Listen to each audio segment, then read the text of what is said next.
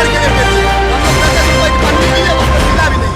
वही आप किसी भी ने जाके जाइए, हमारे मुख्यमंत्री साहब हो चाहे कोई नेता हो, जाके बिना बताए पेट का फुलवार कुछ नहीं बता पाएंगे। जो सिर्फ धोती कुर्ता पहन के इस समय बैठे हैं, चला रहे हैं सरकार। ट्रेन आ रहा था ना, हम लोगों से पहले मालगाड़ी लाई जा रही थी। 8 बजे का ट्रेन था, बिना खाए पिए मर रहे थे। 12:40 पे ट्रेन पहुंची। ये जो दादा चाचा बैठे हैं, इनको 5 किलो राशन भाग गया है।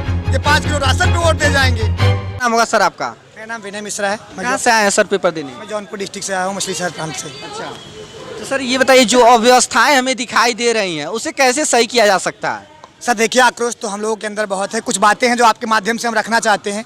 जैसे खास करके जो यहाँ की हमारे लोग की जो बहन बेटियाँ हैं जो आई हैं, खास करके जो आई हैं जौनपुर ज़िले से, कोई प्रावधान नहीं है। अगर आप रोडवेज से खास करके इतनी भीड़ में, जहाँ लाखों की संख्या में लोग हैं, लाखों की संख्या में लोगों के बीच में लड़कियों को आना इस ट्रेन के माध्यम से कितना धक्का मुक्की कैसे कैसे आई वो जानती हैं। इनके लिए तो कम से कम होम डिस्ट्रिक्ट होना चाहिए था।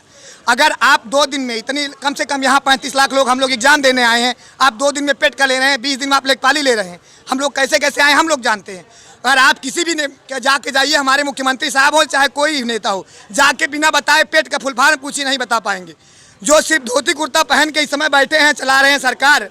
हम यहाँ BA BSc MSc BEd कर करके आएंगे, यहाँ देंगे कि पेट, पहले हम पेट पास करें, हमारी प्राथमिक योग्यता देखेंगे। ये अपनी योग्यता दिखाएं, तब हम जाने कि ये सरकार चलाने लायक हैं।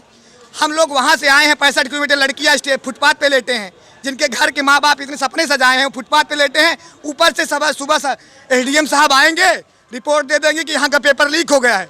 मुख्यमंत्री साहब के कान में तेल गया होगा, वो नहीं बोलेंगे दोबारा कि हमारे पेपर लीक हो गया, नहीं पेपर अमान्य कर देंगे। मान्य होगा, वो नहीं सुनेंगे हमारी समस्याएं। हम लोग यार, हम क्या बताएं, ट्रेन आ रहा था ना, हम लोगों से पहले मालगाड़ी लाई जा रही थी।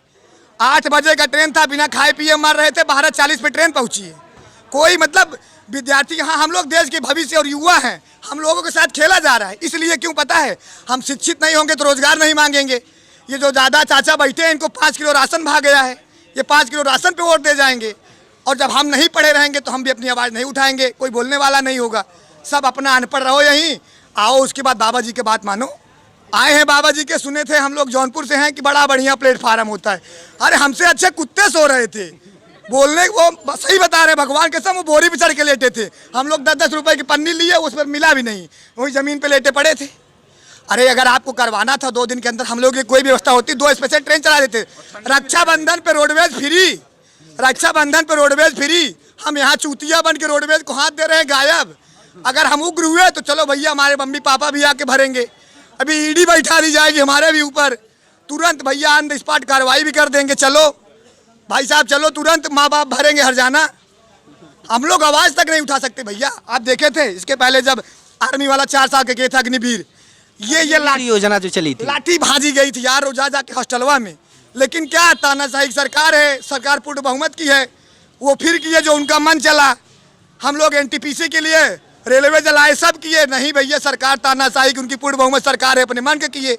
सुनने वाला है कोई सुनने वाला नहीं है यहाँ। सब भैया कोई आवाज़ उठाने के लिए नहीं आया। क्यों पता है, अरे मम्मी पापा हरजाना भरेंगे भैया, तुरंत ऑन द स्पॉट। अभी मम्मी पापा तक जाएगा, तुरंत नोटिस छपका दी जाएगी।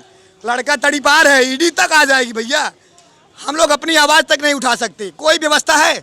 अभी हम लोग यहाँ से जाएंगे ना, ऑटो के लिए 50-50 रुपये लेंगे, 2 किलोमीटर का 50 रुपये देना पड़ेगा ऑन द स्पॉट। तो सर अब जो व्यवस्थाएं हैं उसे कैसे सही की जा सकती हैं, उसके बारे में क्या कहेंगे? इसके बारे में तो हमारे मुख्यमंत्री जी से थी, जब एग्ज़ाम था उसके पहले उनको थोड़ा सा संज्ञान लेना चाहिए था इस बारे में कि लड़के आएंगे, ढेर सारे लड़के हैं। तो उसके बाद से उनके 37 लाख तकरीबन बच्चे एग्जाम दे रहे हैं, तो सर बहुत ज़्यादा भीड़ तो होगा ही, ये तो जाहिर सी बात है। खास करके मुख्यमंत्री साहब को संज्ञान लेना चाहिए था कि 1-2 स्पेशल ट्रेन, 1-2 जो रोडवेज रोक नहीं रही भाई, कम से कम ये सब व्यवस्थाएं कर देनी चाहिए थी। हम लोग यहाँ, हम लोग की उसकी दिक्कत नहीं है, लेकिन ना रोडवेज रोक रही है। बहन बेटी धक्के मुक्के लात घूसे खा के आई हैं।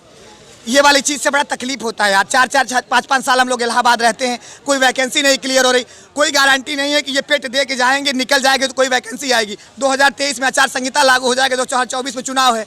इतने दूर से आए हैं बड़ी आस के साथ, लेकिन कुछ नहीं होने वाला। ऐसे चले जाएंगे, आएंगे हर साल पेपर देंगे, कोई मतलब नहीं है। अगले साल पेट दिए थे, सिर्फ 1 फार्म आया था लेखपाली, पूरा साल बीत गया। आप क्या देंगे? फिर 2023 में चुनाव है, आचार संहिता लागू होगा, कुछ नहीं। पेट का एग्जाम देने के बाद और आप कौन कौन सा एग्जाम दे सकते हैं? सर इसके अंदर यूपी त्रिपुरा जो ग्रुप सी की जो वैकेंसीज हैं उसके हिसाब से, और अब तो जो एनएम जेएनएम जो भी है कई चीज़ इसमें लागू कर रहे हैं, वो तो उनके ऊपर है कौन कौन सा घुसेड़ दें, ये तो बाबा जी जाने।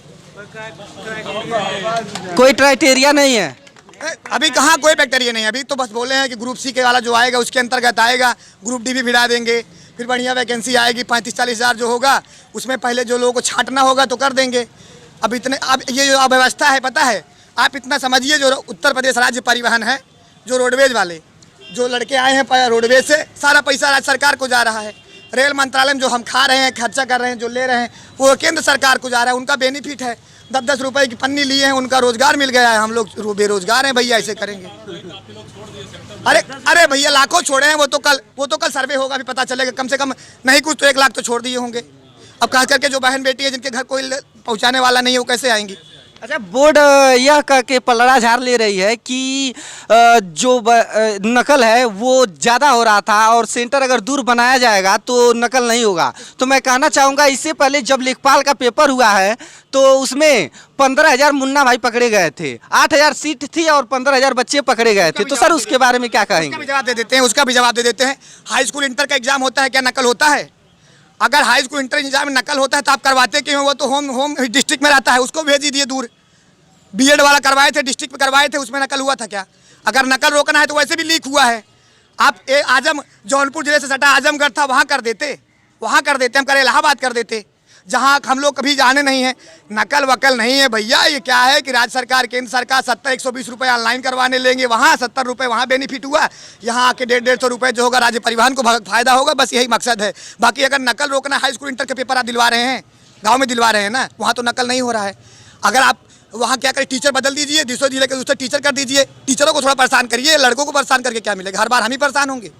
ये कुछ नहीं है। बस यह क्या है पता है, आप अपना हक मत मांगिए, शांति से बैठे रहिए, आइए एग्जाम दीजिए, सब लोग ऐसे तमाशे दीजिए, आप हमसे बुलवाइए, हम बोलेंगे, सरकार जो मन में आएगा वो करेगा, कोई मतलब नहीं। यूपीएसआई का एग्जाम हुआ है, उसमें भी काफ़ी लोग पकड़े गए हैं लेकिन उसकी जांच नहीं कराई गई। सर उसके बारे में आप लोग क्या कहेंगे? उसको रद्द करा के फिर से कराइए, जब पकड़े गए हैं। लेकिन अब खैर सरकार जाने, अब ज़्यादा कुछ कहेंगे भैया पता लगे हम भी आ जाए रडार में, इसलिए थोड़ा बच के बोलेंगे। इतना बोलेंगे कि भैया अगर आप जितना एग्जाम करा रहे हैं सब तो पकड़े ही जा रहे हैं ना मुन्ना भाई, तो इसमें भी पकड़े जाएंगे। इतना दूर भेजने से क्या मतलब?